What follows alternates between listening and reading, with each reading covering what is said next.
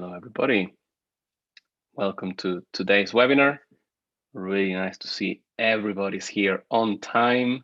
It's actually, we're actually quite full. We have reached the limit on Zoom. So hopefully most of you can see us on the YouTube channel as well. And if you didn't manage to join us live, but that's okay. I am going to make you all able to chat with me. So if you're in the Zoom, you'll be able to ask questions or make comments throughout. And if you are in the YouTube live, you can make comments, but we won't see them until after the video is published. For those of you on Zoom, if I can ask you to keep your cameras off, I know it's a little bit less dynamic, but this is being recorded and broadcast on YouTube, so I don't want people's faces to be appearing everywhere without your consent. If you do turn it on, just be aware that it will be published on the video and you will be seen. Great, excellent. Thank you for being here, and it's great to be with you again. I know we had a session in our last webinar a month ago, it was something like that. So it's been quite a little while. And today's topic, I'm going to be talking about how the energy body works. What is it? How is it made up of? And how does it work? And why is it important to know? Why do I need to care about the energy body? And for those of you who don't know me, my name is Joel Tortolero. I'm one of the instructors at the International Academy of Consciousness. I see many names here down the list that are quite known to me. So thank you for being here. There's quite a lot of new people as well. So thanks for joining me and thanks for being here. What we will discuss today is an introduction to the IAC. Just take a couple of minutes so that for those of you who are finding us for the first time, you know who we are, why we're here, why we exist, and what we do. What the energy body is, what are its functions, what are its components, what is it for, and probably more interesting for most people, possible problems you may have, symptoms that you can identify that might tell you that there's either a problem or some situation with your energy body. Nothing to worry about, but how do we then make sure we can clear those symptoms? How do we keep the energy body in shape? What can we do? And for those of you who are on the webinar right now and watching on YouTube, you'll get to the end where I'll give you a special gift if you want to participate in our energy body gym.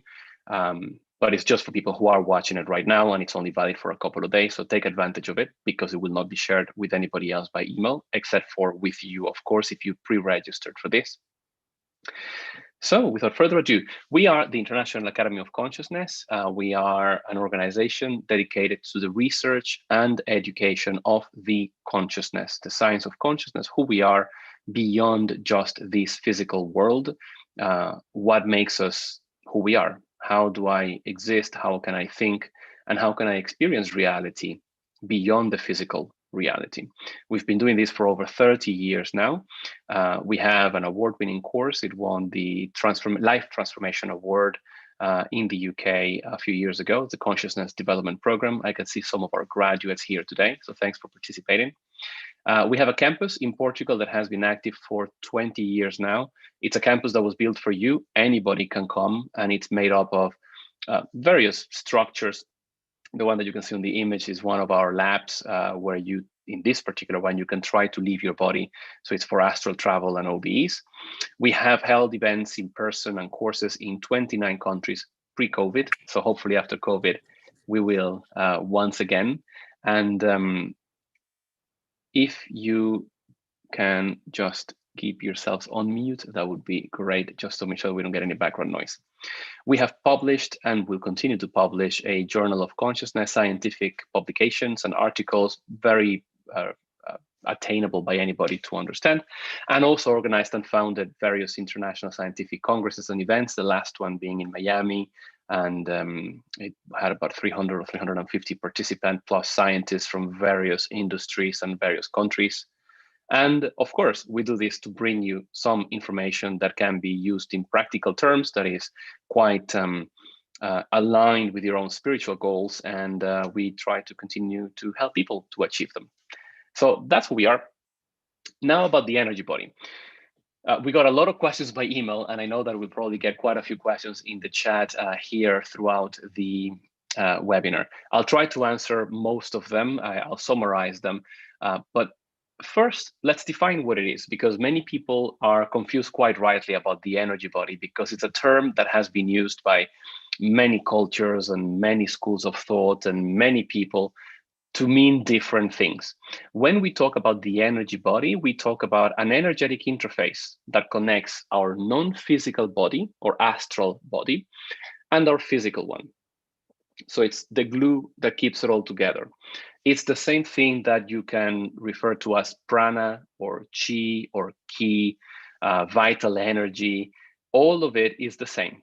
It's everything that connects our physical body to our non-physical body, the astral body, the one that we use when we have out-of-body experiences, which is also made of energy. That's why things get a bit confusing. Sometimes people refer to the astral body as the energy body. But because there is an energy body, there is an energy interface between them and inside of them, we call that specifically the energy body. The other one is just the astral body, the one that we use to get out and about. Now, what is this energetic interface? It's an interface. It connects things. It exchanges energy between, in this case, these two bodies. You can see here at the top, our non-physical body floating above our physical one. This happens every night during sleep, not the whole night, of course, but this is where it would normally set itself. And you can see a lot of rays of light connecting it with the physical body. Everything in there that is whitish, smokish type of energy, that is the energy body. It can split as we unglue ourselves from our physical body.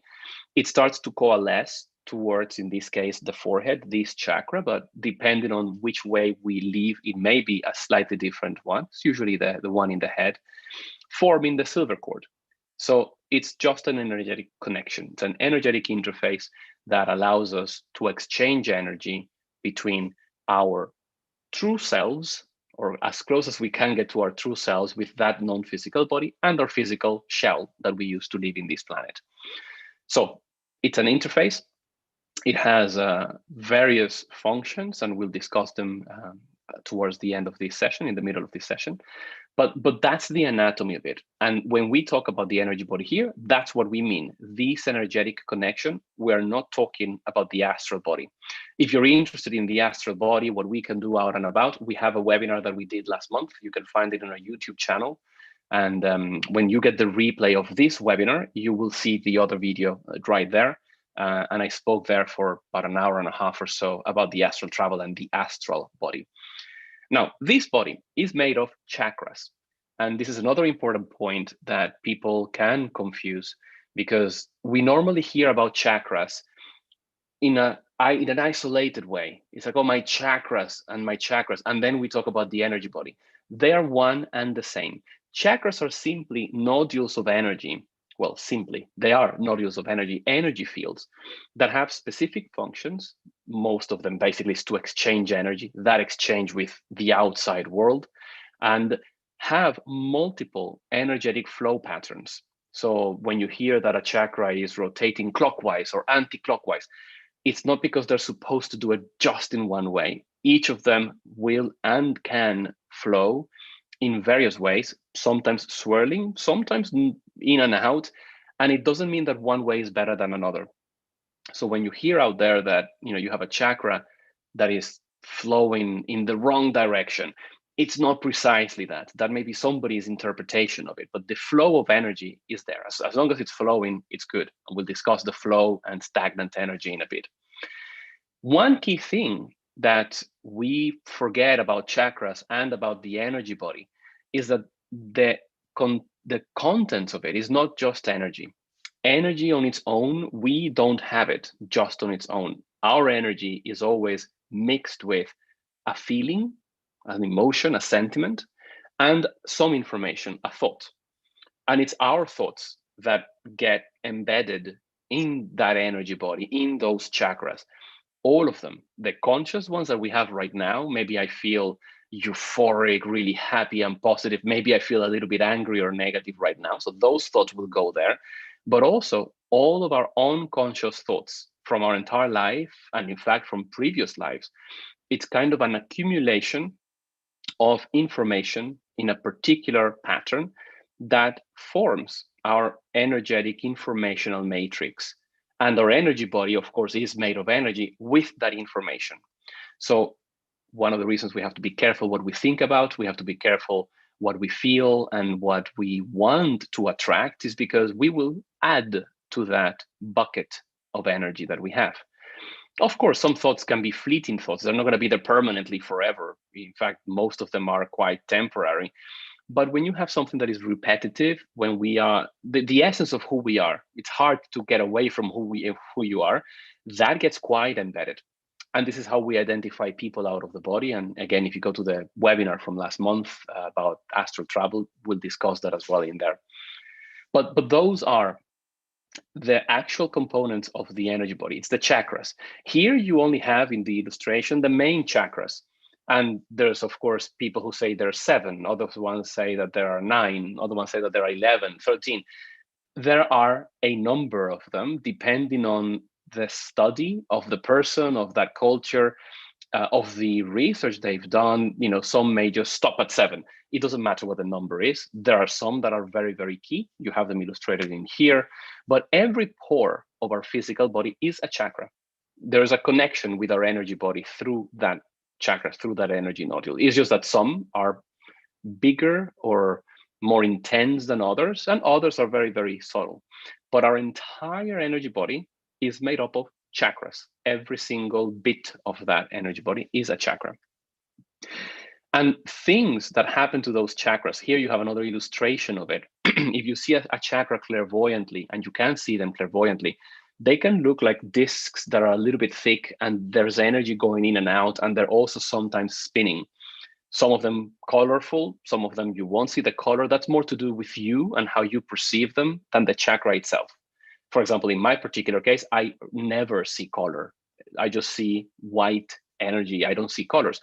Other people see colors. That comes from your own conditioning, your own natural ability, and your interest. Maybe because I'm colorblind, that translates into my extra physical vision as well. But you can get chakras that get blocked. So we'll talk a little bit about the symptoms of that and the causes for it.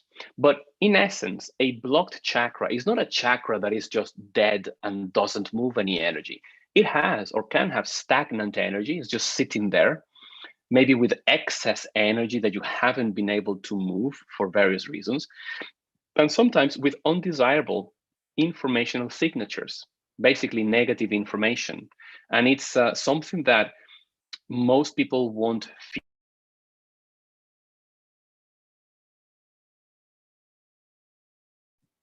Oh, sorry, I got disconnected there for a second. Most people won't feel necessarily as there is some negative information in this chakra, but with practice, and we'll get to how doing that at the end, you can start to identify it quite clearly.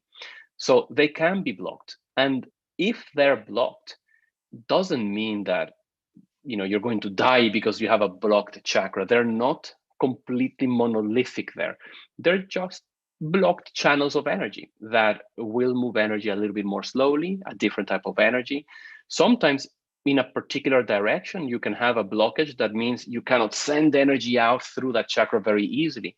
So there's exercises we can do to unblock them. And all of us have blockages. All of us have stagnant energy. All of us have to some degree, undesirable informational signatures in our energy bodies. That's natural. At our level of evolution, it's normal. It's not something to be afraid of. It's something to understand and to think, how can I clean that energy? How can I move that stagnant energy and make it a little bit more flexible? And for example, here somebody's asking Shani. Hi, Shani. Shani says is having difficulty trying to feel the energy body, trying to do one of the techniques that we teach in our courses, and not being able to feel those sensations and determining whether the energy is dormant, how to move it, how to sense it. That is an interesting question.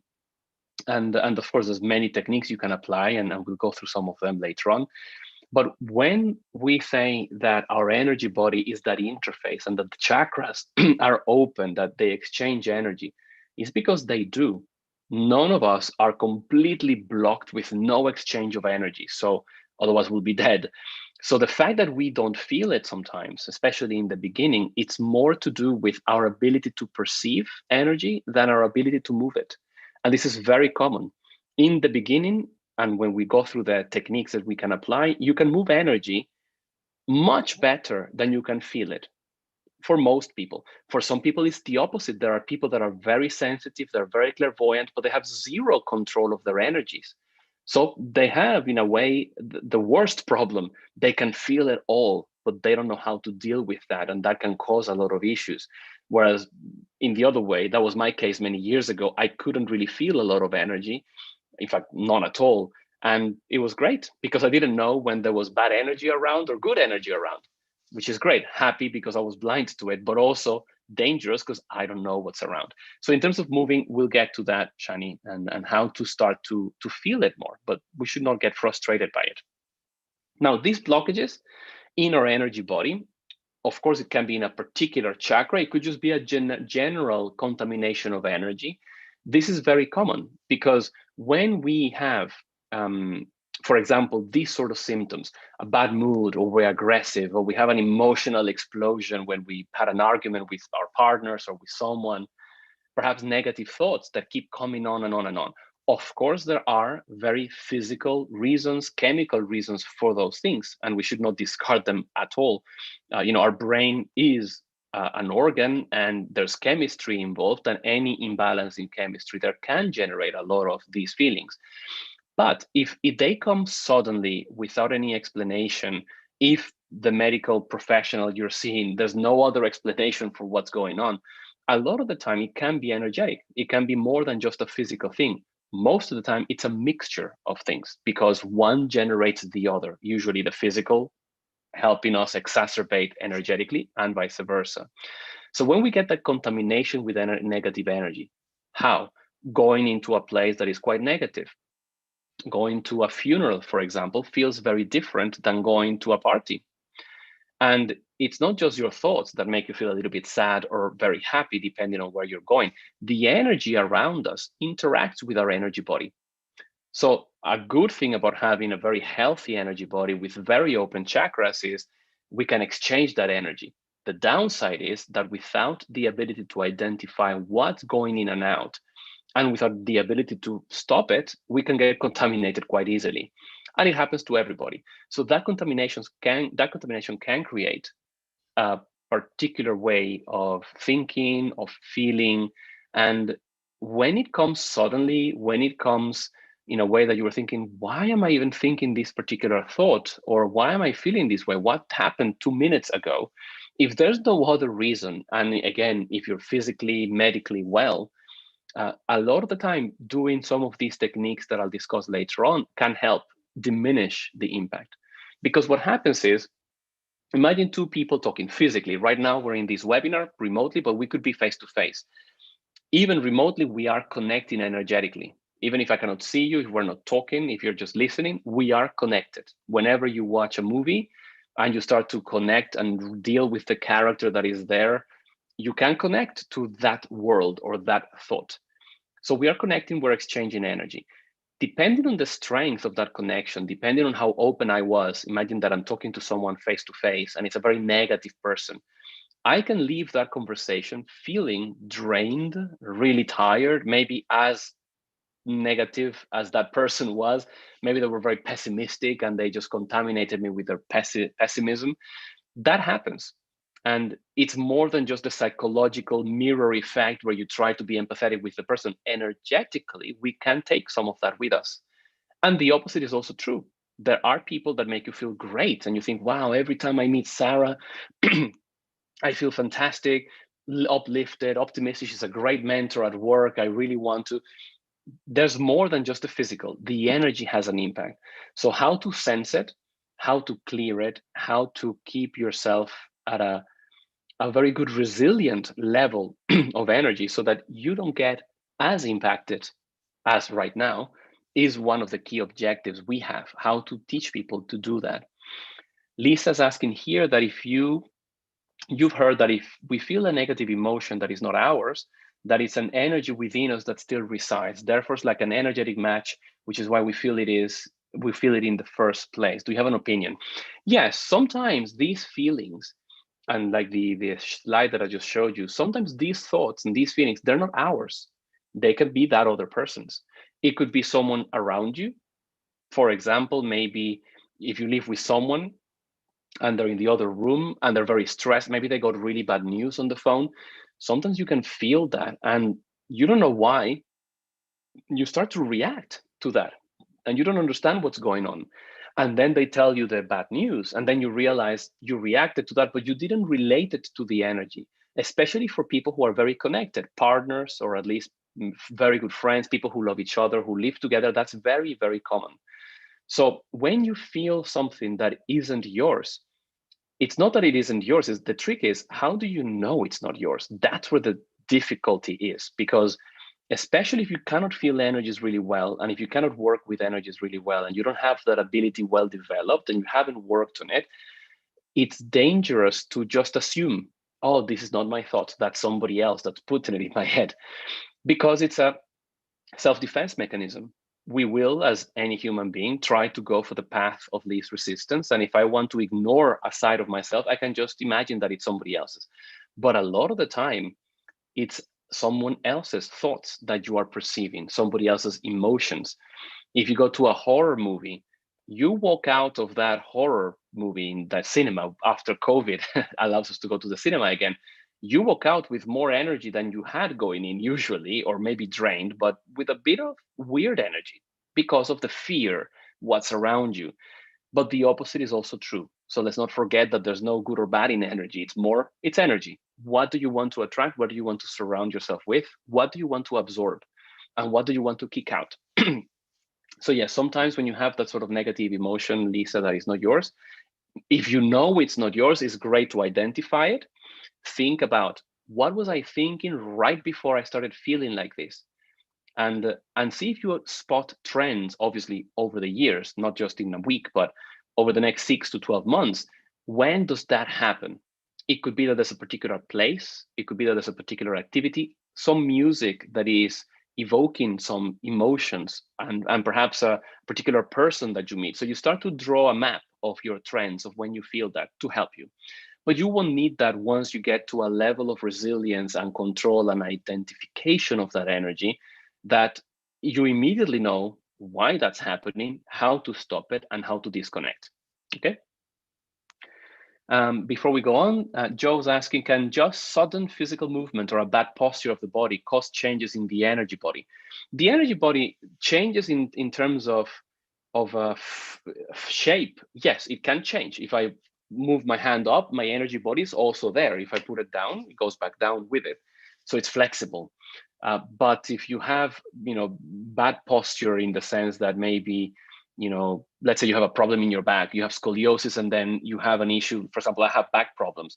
So if I don't work on that, and suddenly, let's say that in 30 years, I am completely curved down, that may not cause a problem in your energy body because, well, your energy body is just there. But depending on the physical ailment and the disease that you have and what the problem is, your attention into that area, your thoughts about your own health, that can generate changes in your chakras. That's also a part of, or a cause of, blocking chakras. Our physical body, diseases in our physical body can cause issues in the energy body, and vice versa. That's why healers and people who energize others work on the energy body. Sometimes you can cure some ailments, but not all. Certainly not all the big major ones. Is very, very rare, but at least some ailments can be helped. But the actual posture itself shouldn't cause a change in your energy body. Good. So if we go back, before I move on to this slide, I think it was Tony, I just saw the chat briefly, was asking, how far does it go? The energy body is inside of us, permeating every single cell of our body, inside and out, up to more or less an inch, 2.5, maybe 3 centimeters, but usually a couple of centimeters. So just under an inch. When people say that they have a very big, wide, bright energy body, you're talking about the aura. The aura is just a reflection. It's an energy field of our energies. So it's not a body. It's more my energy, my personal energy produces an aura. That's the meaning of aura, is that sort of radiant field around me. And in fact, even beyond the aura, you can still have a very wide energy field. It's usually about 4 meters in radius. So 8 meters, maybe 9, but usually 8 meters or so in diameter from our head. That's our personal energy field. So I think it was, I can't see the chat anymore here. I think I disappeared, but I think it was Tony who was asking about that. If it wasn't that, please reply again. I don't know why the question disappeared, Tony, but if, no, there we go. Yes, how far it is. It's about an inch. And the silver cord, which is this bit here, is, if in fact, part of your energy body. So Olivia was asking about that. So your energy body is changing shape as you move out of your physical body during an OB. That's what's happening. It simply keeps you connected, like a long telephone line to connect. Now, back to where we were. So these problems, of course, these are just some examples, problems and symptoms. I'm focusing on problems and symptoms because it's what most people wanted to talk about in the 5 or 6 emails that I received, one of them very, very long with a lot of questions. But mostly it's because it's what worries us. In reality, there's a lot of great stuff with the energy body. So just as you have bad mood, aggressivity, emotional explosions that can be attributed to an energetic contamination, the opposite is also true. So one technique, before we get to the techniques of the actual movement of energy and what we can do about it, a physical technique is surround yourself with people who make you feel great. Do things that make you feel happy. Avoid situations you know are not good for you. If eating bad food makes you, I don't know, gain weight and feel bloated and you hate that you don't sleep well, eat better. So each of us knows what we need to do to feel good. So physical things are important for our energy levels. Having a clean physical environment, tidy, is great. Interior designers, they try to bring their expertise to this, because if you live in a place that you feel comfortable in, you will feel good inside as well. So there's little tricks we can apply that are not just energetic to help us, because what would that do? Change our thoughts, make us have happy thoughts. We may get very positive. That in turn changes the information we're putting into our energy body. We are radiating that energy with positivity, with great things. So we can always think about the mystical and the spiritual. It's very physical. So let's not forget that. Let's try to find techniques to help us. Okay. Now, how to keep it in shape? And then I'll go to a couple of questions I just saw in the chat. How to keep it in shape? First, there's a technique which is about sending energy out of your body. I know many of you have done the consciousness development program. Many of you are in the energo fitness sessions we have every month. More than half of you aren't. So that's one of the things that will give you at the end a discount code for you to start and try it. But sending energy out is the first key, easiest exercise. And it's like working with your energy, with your chi, your prana, simply expanding it. Why? Because it makes your energy body become more flexible. You start to actively use it, but also, especially if you do it at home, you start to put your energy in your environment. You start to fill your room with your energy. And that is quite key to keep a nice, energetically clean environment. Psychic and energetic self-defense. Why? Because sometimes it's not just casual negative energy and contamination that happens when you're in a place or talking to someone. Sometimes there's an active attack on you. Sometimes unconscious, it doesn't mean a conscious attack, but for example, somebody that, if you're driving and by mistake you cut in front of someone else and the person behind you starts beeping their horn, shouting at you, swearing at you, depending obviously on their energy and how they are and how good they are at sending energy out, even unconsciously, that can affect you. Sometimes an email that has been written with very strong words and a lot of energy behind it, it's like an energetic bomb, and it affects you immediately. I certainly have received a lot of those emails and maybe WhatsApp messages, and you feel the energy of the person reaching you. So practicing a technique that is called velo, I'm not going to explain it here because we'll be talking for a couple of hours, but basically it's moving energy inside of yourself in a particular way. We teach them in the Energo Fitness sessions. Practicing that technique helps you close yourself off to any energetic contamination, connection, or intrusion from the outside. And the more you do it daily, several times a day, the more self-defense and resilience you will gain. So your energy body will become like a natural repellent of negative energy. Obviously, over the years, it's not like something you do for a month and you're done. It's over a long time. But the more you do it, the better you get. Another way that you can keep it in shape is absorbing energy from nature. We call it immanent because it's the purest form of energy we can find. It has, remember I told you about energy plus information plus an emotion. That's what we send out. Nature sends very little emotion, very little information, practically zero. So it's almost pure energy. Absorbing energy from nature, different types of energy from nature. It can be from trees in a forest. It can be from the earth, especially if you're in a mountain. There's a lot of geo energy under you. Rivers, water, hydro energy, the air, the sun, cosmic energy. All of those types of energy, they feel slightly differently or very differently, actually. They re-energize your energy body. It's like a breath of fresh air. It's like you're changing the air in a stale room. You open the windows and let it in. So when you absorb that consciously, rather than just walking around for 3 days in a forest, which science says helps you, it's a great way to accelerate that cleansing and that absorption. Now, here we have another question. Yes, can you send the energy? This is from Aline. Aline, sorry, I hope I got your name right. Can we send this energy to a deceased person loaded with love? You can send energy to anybody. You can think of your brother, your sister, your friend, and send energy. Obviously, if you're going to do it, you need to know how to do it. I wouldn't just start sending energy willy-nilly just because. You have to be careful what type of energy you send, in what way, with what intention, what are the thoughts behind it, because that energy will contaminate that person and you want to contaminate them positively. Ideally with consent. Sometimes it's not possible. For example, with my grandparents, when they were quite elderly and they were very ill, I energized them for for several months, especially my grandmother, but she didn't know what was going on. There was no way she could tell me, yes, please. But if you find someone in the street who needs CPR and they're dying, you give them CPR. You don't wait to ask them, do you want it? And if they can't talk, then you don't do anything. You help. To do it to somebody who passed away, you have to be careful because you need to really know then what's happening with that person in the other dimension, perhaps through an out-of-body experience if you've been able to visit.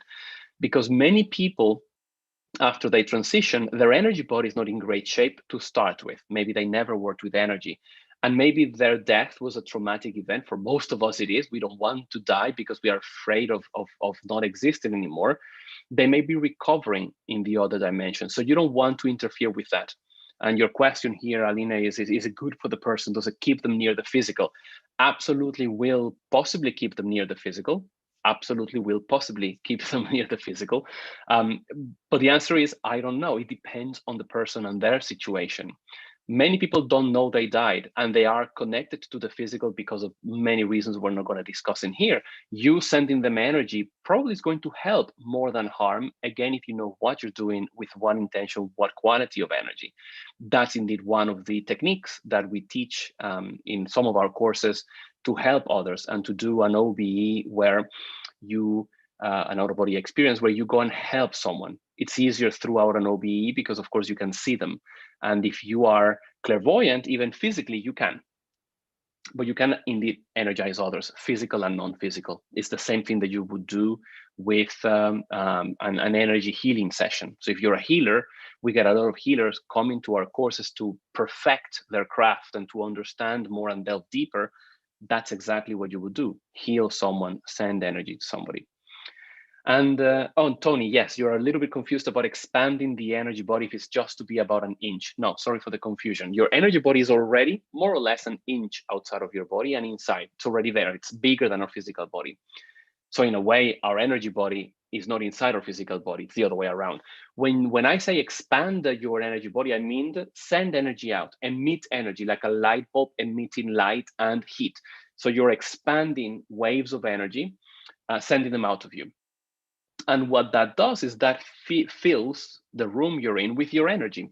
So that's one of the things that I say here in the first bullet point. It protects your environment from what? From intrusive thoughts, intrusive energy, contaminated energy. You start to clean that. And especially if we live in a block of flats, like I do, I have a flat above me, an apartment below me, another apartment over there, nothing over there, but another one there. I don't want their energy coming in, and I don't know what energy it is. So I want to expand and send energy, put my energy there. It also helps protect from unwanted astral travelers coming into your room, because it will be more difficult for anybody to come in if they're not compatible with your energy. So that's another great way of doing that. We have a lot of videos on it. It's called Shielding Your Chamber, Your Room with Energy. Nancy Trivelato, one of the founders of the ISC, has many videos. She has hundreds of videos in her YouTube channel, so you can definitely learn there if you want, at least learn a little bit about it. But absorbing, emitting energy, doing velo, they're the three basic movements. Some of you already are participating in these, but if not, take part in what is really the only gym that is designed specifically for the energy body. And that's the only thing, that the best thing we can recommend. You can do at least one session, see if you like it, and then you continue. But it's great to keep the body in shape. First, to learn how to do the exercises, not only by reading or watching a video. There's a couple of videos to watch online before you participate, but then you have face-to-face live sessions with an instructor to coach you. It's small groups, so there's a lot of one-to-one feedback and tips on depending on what your situation is, how to help you with that. And yes, Malik, I'll send you the link in the chat to the YouTube channel in a second. If you want, for those of you who are here, and this is only for those who are watching the webinar, this is not going to go by email to other people. It will go by email to you if you pre-register, but other than that, it's not a discount we're offering anybody else. It's because you're here spending time with me, taking some of your Saturday. You can get 25% off these Energo Fitness sessions, and right now until Monday, not only of a single session, but also from the annual subscription, which is admittedly a glitch. It should not be like that, but hey, we will honor the 25%. We will change that next time so that it's not for the annual pass. But if anybody wants to, and if you already bought it as well, extend it. You don't have to do it and then come to the next session, which is tomorrow, by the way. If you can't make it tomorrow, come to the one in January. We have a couple of sessions a month. But just use that code and then it will give you the 25% discount. The only difference between these two pages is that the UK has UK times and the US has US 3 time zones. There's no other difference. When you click to register, it will show you the price in your local currency wherever you live. So you can go to either of those links and you'll get them by email as well in a few hours. So don't worry if you cannot type them or get them right now. But the idea of these sessions is to have a place where you come and it's like going to the gym with a personal trainer. You can either learn the routine and do it at home. If you are very consistent, if you're good, if you're really challenging yourself, you can work out at home. You can join a gym, and you can join a gym with a personal trainer. So there's differences in what you can get as results. That's what we do these Energo Fitness sessions, to try to motivate you, because it's hard to keep motivated, to keep focused. We have a lot of things to deal with in our physical lives. And of course, to give you that kind of biofeedback of what's happening and tips on how to get over whatever problems each person has, because they will be different to each person. And Trevor here is asking, do I need a vibratory energy to start, a bit as in a lucid dream?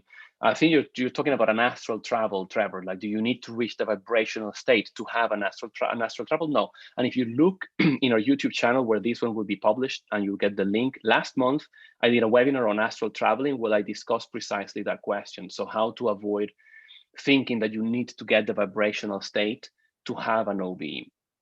For those of you who don't know, the vibrational state is a situation where all of your energy body, from the tip of your toes to the top of your hair, all of it inside and out, is vibrating at the same time. All of your chakras synchronized. So it's not just your arm, it's not just this forehead fluttering. That's just a vibration. The vibrational state is all of it. And we have a specific course on the vibrational state as well for those of you. We have loads of courses in the IAC. There's a lot of information to share. But the one we recommend, because it's probably the one that you get the most benefit from more quickly for very good value, is the Energo Fitness sessions. So do participate in those. And of course, if you want to do the consciousness development program, you have more than probably 30 hours of classes and coaching for 6 months face-to-face about astral travel, but also past lives and other activities related to the consciousness. Good. I covered the material that I had to cover because I wanted to leave more time this time for questions, because last time we ran out. So I'm sure that many of you have many things to ask. And if not, I'll just start talking about the pre-prepared questions that some of you sent me, and I try to summarize. Anne, you're asking if it's ethical to guide your mother into doing velo. She has Alzheimer's and cannot choose to speak or for herself. We would never, and this is whether they can speak or not. For example, with my grandparents, I know they would not understand this because of the way they were. They're very religious, Southern Italian people, so they would not understand this. It's not my place to force this on them. And we would never say, guide someone on how to do it, even if they don't want to do it. Of course, it's difficult when somebody can't even answer or think for themselves. Ethically, we would say no, because you're forcing them to do something maybe they don't want to do. Can you energize a person who needs help? Of course, just like you could give mouth to mouth to someone who needs help in the street, somebody's drowning, you rescue them. That is ethical. I wouldn't, I wish people helped me. If I collapsed in the street and I need mouth to mouth or CPR, I hope people would do that to me. It's the same with energy. So it depends on your intention, on your ability, so that you don't hurt others. Because if you do CPR incorrectly, you can crack ribs and cause harm more than help. So you have to be careful what you do. But usually for people who are not interested in these things or ready for it, or they just don't want to try it, it's not good to force it. So absolutely, we would say no. But in terms of energizing others, helping their environment, cleaning somebody's house, I always try to leave my friends' homes cleaner than they were when I arrived, energetically speaking. At least I try to be neutral and not bring negative energy into their homes.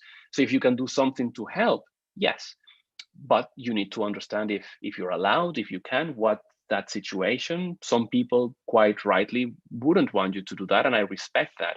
I have a friend, for example, who's very superstitious. She doesn't want to even hear about these topics. I'm not going to come and do something in her house that she doesn't want me to.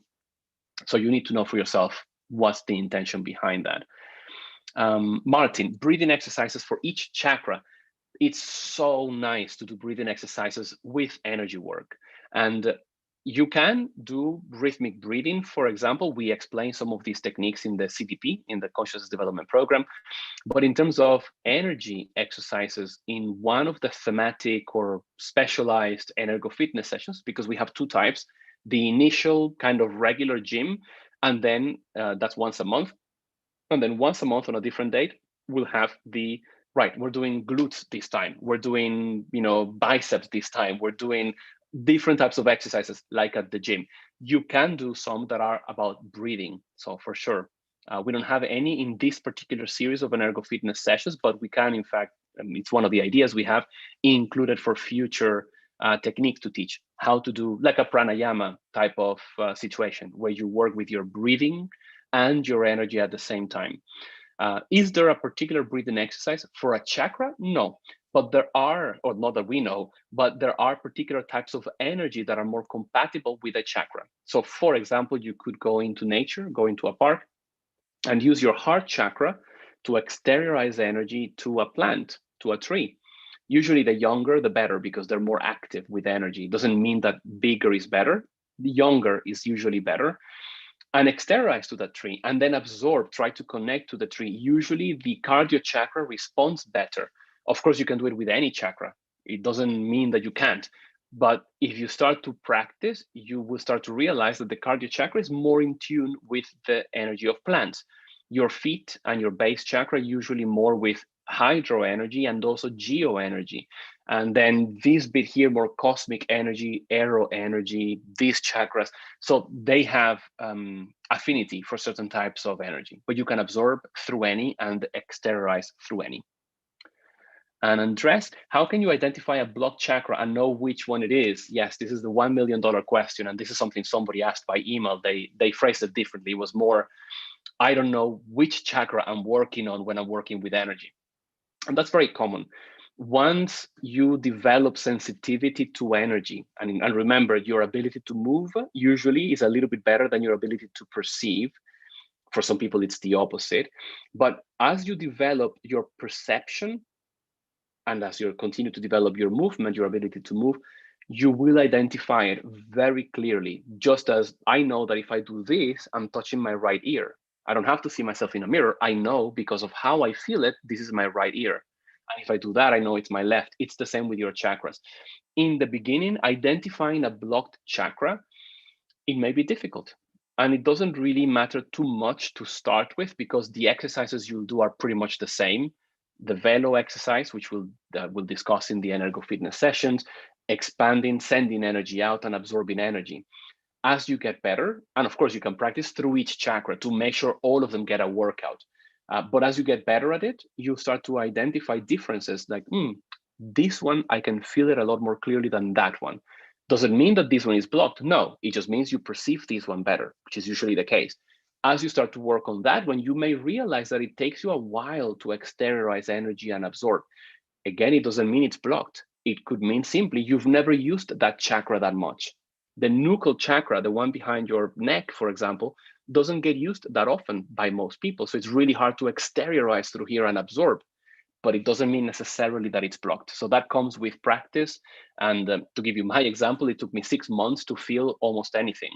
But then after that, you start to develop it, and now it's very, very clear, and you get better at it. So anybody can do it and can try it. And Lisa, would you say some chakras areas that are stagnant or blocked would show up as tension, the throat? So yes, solar plexus, absolutely. It's not always, but sometimes. If you have, for example, a blockage here, you may have issues in your throat. And it could be that the physical issue caused the blockage, but usually it's the other way around. And you can feel it. It could be tension, it could be coughing, it could be you're really shy speaking. Maybe your heart chakra, for example, may be very stuffy, very stagnant. Maybe that's repressed emotions. Usually we accumulate them here or in the solar plexus, more towards the middle of the stomach. So yes, they can sometimes feel like tension and like physical tension, but not always. Just be careful that maybe I feel my feet are numb because my chakras are blocked, and maybe that's just that you were standing on your feet too long. So you have to be careful you're not confusing sensitivities of physical and non-physical sensations. But good, thank you. Oh, more questions here. So visualizing light rays help you change your energy for the better or not? So thank you, Catherine. Visualization, you will hear us say a lot, especially if you do an Ergo Fitness session. Don't visualize, not because it's bad, but because until you know how to move energy and you move it and you feel it, we may get tricked by visualizing, thinking we're moving it. To give you an example, if I right now visualize a white light going from the top of my head to the bottom of my feet, so I'm visualizing it right now, just visualizing, because now I'm more sensitive than 8 years ago, I know that I'm not moving any energy at all. I'm visualizing a light, that's not moving an ounce of energy. So if we visualize, does it mean that you can't move energy? No, I can move energy and visualize at the same time. Does it do anything to the energy or the quality? Not one bit. The visualization does nothing. It's more the sentiments that I put in it, the thoughts that I put into that movement that cause it. So the idea of not visualizing is to avoid tricking yourself into thinking you're doing something that you're not, because visualizing is easy for most people. So it's good to keep it separate, just to make sure that you can feel more than visualize. And Ivan, I'll go to your question at the end because it's probably more about the logistics of things. But yeah, thank you for that question. Fred, are there chakras that can carry parasites easily? Yes, you mean extraphysical parasites. It's a bit of a dirty word because we imagine a parasite like there's a little demon attached to us. It's not like that.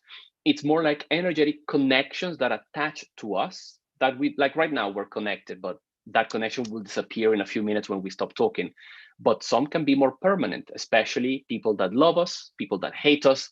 And usually the chakra that is most prone to getting hacked into, if we're talking like a network on the internet, is the Knuckle Chakra, the one behind the neck. This is usually where you would find most connections.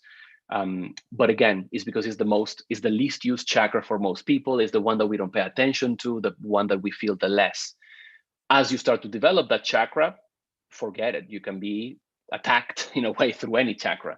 So there isn't a particular one where you can get attachments. It's more that this is more common, but it doesn't mean always and for certain, but it's the most common one. Speaking of psychic attacks, because I mentioned resilience and self-protection for psychic attacks, energetic attacks, can psychic attacks and cord attachment damage your chakras? You mean the silver cord, I guess. You don't get damage the way that we understand it, like a physical damage, like, oh, it changed shape, it's now square because somebody attacked me. It's more the energetic connection that can cause you to feel bad, and of course leave a bit of energy inside of you. It's like when you remove a tick and you just pull it out with your fingers and you squeeze, and the head of the tick remains inside, and for a while can cause infections and issues. It's the same with energy. So it's more the energetic connection that can damage something. And damage, I mean contaminate. It's as simple as a contamination. Can a chakra be damaged? That's more a blockage. That's more the stagnant energy. And that usually takes a long time. So it's more constant drilling into that particular chakra. It's not very common. It's not very easy. So I wouldn't worry too much about it. It's more throughout our lifetimes, we'll develop some things. And of course, trauma can cause usually it's emotionally related distress and trauma that cause energetic imbalances. So it's more that than a psychic attack. It's more your energy, your resilience. Good. Chakra cleansing through audio techniques like binaural beats. So binaural beats are two types of signals going through your ears that in theory synchronize your brain at a particular average frequency, but also there's other things related to energy. We haven't seen that it's effective, and by effective I mean consistent. It is true, however, there are objects and there are things, and some people, they believe in crystals, for example. A lot of crystals have no energy. I've been researching so many things throughout my life. So many crystals have no energy in them. It's ridiculous. It's like, well, this is just a stone someone grabbed. It has nothing. Other objects, maybe an old grandfather clock in your house, can have so much energy that you wouldn't believe that it's just a clock. So things more than audio probably has more of a repercussion on you because it's energetic. There's a resonance. Audio can help you evoke a certain feeling in yourself. It can, like rhythmic drum beats from a particular tribal tradition from many, many centuries, can evoke entities, consciousnesses, people, extra physical people who are drawn to that sound. But again, it's very specific things and very rare, but it can happen. Now, can you just put music in your ears and it's going to cleanse your energy? We don't think so. We have, and by the way, if you're interested in buying, we have one in the UK that we can ship throughout Europe, and we have one in the US, and a table. It's a vibroacoustic table that produces sound waves from your head to your feet in very specific design patterns, with some sound engineers in California that did it with us, to try to mimic the movement of energy in your body. And sometimes it's happened to me and to pretty much every person that has tried it. It can trigger an energetic perception. So to your question, there seems to be sounds and things that can trigger some sort of energy movement in you. But is there a lot of research into which ones work, which ones don't work, and what effect they trigger? No, I wish there were, and maybe you're interested in that. You can investigate with us. But yeah, that's an interesting question, because it's something that we'd love to have a little button that you press. It just cleanses your chakras and you go out the door like taking a shower. But for now, the work is yours. You have to shower yourself with energy. Another question from Joe: what are the symptoms that one can develop when the neck chakra has been hacked or attacked? It's what I described in the slide before. So it's not just that chakra, by the way. So don't get too hung up on that's the chakra. You can get connections in any chakra throughout your body, and you in fact do. It's just that this one is more prone to it, but any chakra, Any energetic connection can happen.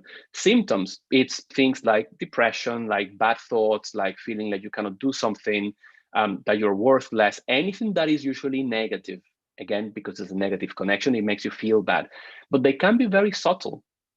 Sometimes we think it's our own thoughts and not something that comes externally. This is the tricky bit. How do you identify it?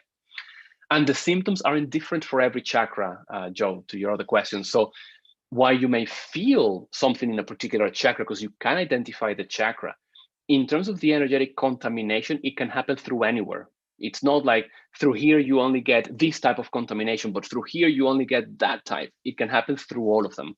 So it doesn't matter which one. It's more the fact that it happened and how do you clean it. Good. So here was a question from Ivan, the difference between IIC Connect and IIC membership. So thanks for the question. IIC Connect is a program that we replaced with these webinars. So if you still found that we're changing our website soon, but IIC Connect was a membership program where we just got together to discuss topics. Well, we replaced it with this. The IIC membership that you found on the website has a lot of benefits, including the free access to all the Energize fitness sessions monthly, twice a month, in fact. So that's the difference between them. It's just different programs. And I think we're getting, out of time. So I'm just gonna see if there's any other questions in here before I try to finish with some of the email ones. Yes, can an energy body have injuries? I already mentioned this, Fred, maybe you weren't here, but you can go back a few minutes in the YouTube video when we send you the recording. But there aren't injuries per se to the energy body, as you might understand them. It's more stagnant energy, energy with a particular information, energy not flowing. So that sort of injury, yes, that can happen. And how to fix that is through the energy exercises that I outlined here, that we talk about in the Energo fitness sessions. Is a lot of work, a lot of the time. It takes months. So I'm not going to lie to you. You're not going to be clean of energies in a month. It will take you a long time. For some people, years. For some people, months, but usually it's a long time to clear. It's not so much that you want to get to the pristine clear bit, by the way, because we're never going to be super physically, extra physically clean all the time. It's how to maintain that and how to identify it, more than trying to reach there and then we stop. It's a continuous process, like continuous development, basically. And Catherine's asking, is your energy your aura? And can affirmations change your energy? So if you go back to the beginning of the video, Catherine, I don't know if you were here, I did say the difference between the energy body and the aura. But interestingly, affirmations can change your energy. Yes, they can, if they're not automaton type of affirmations. Just because you repeat a word or a phrase doesn't mean it's true. If you don't believe it, they have no words and no power. So just because you said happy thoughts, happy thoughts, happy thoughts, but you're feeling awful because you just broke up with someone, you ended a relationship, just repeating the word happy thoughts, that's not going to make you feel happy. But controlling your thoughts, really digging deep into them and focusing on channeling your thoughts in the right way and really feeling that, of course, that changes your energy, and that changes your energy matrix, your informational energetic matrix. Is the energosoma, the energy body, another vehicle of manifestation of the consciousness? That's an interesting question. It's a bit of a misnomer when we call the energy body. It's because it's easy, it's a body, it has the shape of a body, but it is not a vehicle of manifestation of the consciousness. For those of you who don't know, a consciousness is us, the ego, the I. Who am I? I'm not this physical body, I am something else. That is a consciousness that is currently manifesting in this physical body. Manifesting, why? Because I'm acting, I'm thinking, I'm doing things. In the non-physical astral body, I can also manifest because I can exist in that body, I can think, act, do things. The energy body isn't one of those. It's called a body because it has the shape, but it's not a body that you can inhabit and go out and do things in. That's your astral body. So it's more of an energy interface. That's how I defined it in the start of the session, because it's more of an interface more than a body. So we would call it the energetic interface more than anything. And Catherine, you're getting into philosophical questions here, so I'm going to skip it, but it's interesting is, doesn't your subconscious know no lies? Very philosophical, and I'm afraid I cannot answer that question here because I'm not qualified. Our subconscious, by definition, is subconscious. We don't know what's there. And I think I know what you're trying to say. And the answer is yes.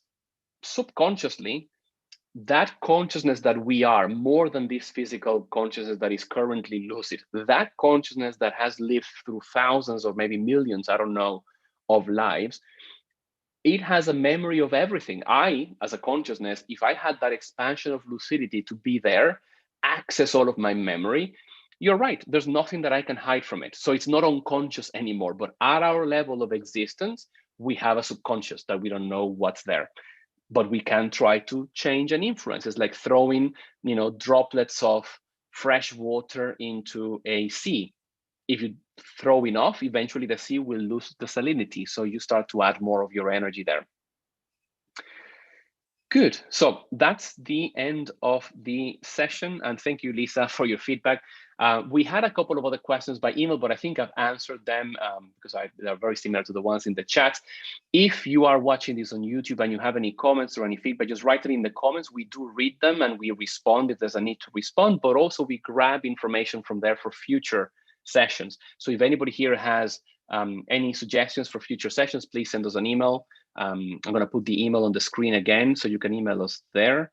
And there we go, learning@iicworld.org. So that's our online education portal. And again, back, if you missed it, for the discount until Monday, if you want to join our Energo Fitness sessions. And you can just get 25% off right now. The next one is tomorrow, so you have very little time to register for tomorrow's.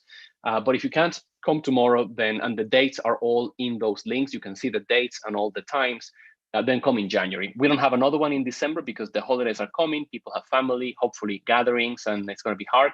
But we'll get back together in January and go back to our energy gym.